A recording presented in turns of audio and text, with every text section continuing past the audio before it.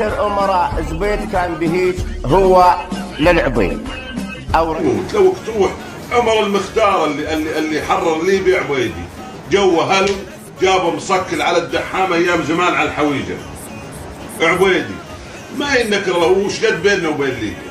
مهما كانت المشكله مهما كانت اول شيء المنطقه الجغرافيه السوريه العراقيه منطقه واحده يعني يوم يطلع منها شخص امر طبيعي يعني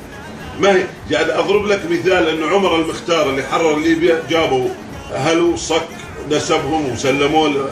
الشيوخ العبيد بالحويجه انهم هم من العبيد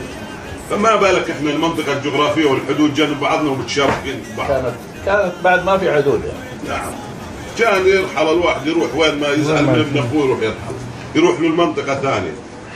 هذا امر طبيعي يعني واقرب مالنا بسوريا طبعا جبور اخواننا العبيد جبر ابو عبيد بس كلمه مو جبور جباره ابن جبر هو جده جبور جباره جبوري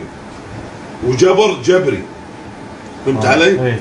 جباره هو جده جبور صار بنسبه لجدهم جباره يقول لهم جبوري جبار لكن هم اخوه لنا وجبر حسب الوثائق التاريخيه اللي وجدناها بالمكتبه الوطنيه باسطنبول كلها جبر ابو عبيد جبر ابو عبيد وعبيد هو الابن الاكبر للسلطان جبر وامه زاكيه العنان ابنه الشريف غرضاب من اشراف مكه وابنائه عبيد الكبير ومحمد القاضي اللي هو جده القضاة وخالد جده ابو خالد في العراق الخالد الجبري وفي منهم